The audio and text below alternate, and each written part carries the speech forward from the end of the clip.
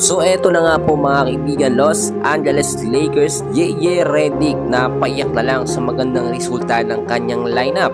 Sila pala ang tinutukoy niya na Twin Tower ng Lakers. And bago natin yan ipagpatuloy pag-usapan mga kaibigan, huwag niyo po munang kakalimutan mag-like and subscribe sa ating channel. Maraming salamat po. Well mga kaibigan, unahin na muna natin yung naging huling laban ng Lakers kontra sa Warriors, 108-118. And so far kung titignan ninyo, hindi na po ito tsamba mga kaibigan ko. Malakas din naman na team etong Warriors, pero tinalo po sila ng Lakers.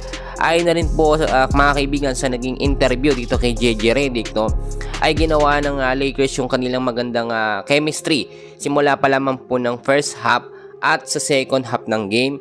At nakita nyo sa lineup ni JJ Redick, si Rui Hachimura hindi nakapaglaro, pero pinalitan po siya ni Dorian Smith mga kaibigan. Pero available pa rin si LeBron James, Austin Reeves, etong si Max Christie at si Anthony Davis. Marami nagsasabi mga kaibigan na itong small ball lineup ni JJ Redick hindi talaga tatagal hanggang semis or makakapasok po sa finals.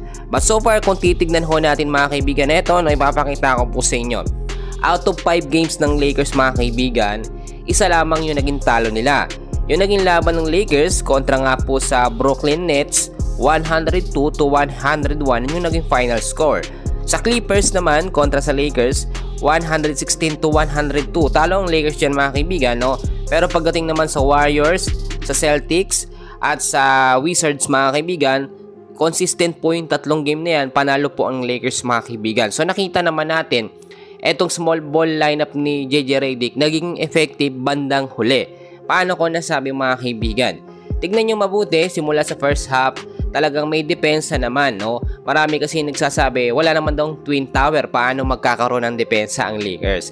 Ayon na rin sa ating mga nakuhang update at ayon na rin sa interview, ito nga po kay JJ Redick, ay itinuturo niya para ho sa kanya at hindi para sa atin, na Twin Tower na, itong si Anthony Davis, at si LeBron James, Medyo nakakatawa mga kaibigan. Pero kung titignan nyo, pag sinabi natin Twin Tower o Torre, matangkad ho talaga dapat yan. At pwede yan dito nga po kay Jackson Hayes at kay Christian Coloco. Pero dahil nga po walang chemistry, etong si Jackson Hayes at hindi rin ganoong ka-agresibo at nakakagawa ng puntos sa loob pag binibigyan ng oras, kahit si Christian Coloco mga kaibigan, hindi rin nabibigyan ng oras, tinuturing ni JJ Redick na Twin Tower. Eto nga pong si Anthony Davis at LeBron James, which is parehas naman yung power forward. Pero si Anthony Davis naglalaro bilang sentro nga po ng Lakers, dalawa nilalaroan niya at power forward. Tignan natin mabuti mga kaibigan, inaasahan nga po sa maging susunod na game nga po ng Lakers kontra sa Hornets, ay hindi rin magiging madali ito. Dahil nung last game ng Hornets kontra nga po sa Pelicans mga kaibigan, 123-92 ang naging final score. So paano pag pinaghahandaan ng Lakers to mga kaibigan?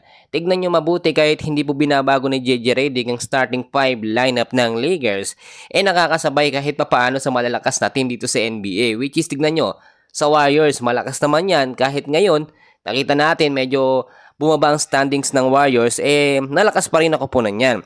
At kung titignan nyo mga kaibigan, umaangat na rin sa standings ng Lakers, nasa pang-5 na sila ngayon. At talagang magsusunod-sunod yan kung magiging tuloy-tuloy yung pagkapanalo ng Lakers. May chance pa sa semis at sa finals ng Lakers basta maging consistent po mga kaibigan yung pagkapanalo ng Lakers.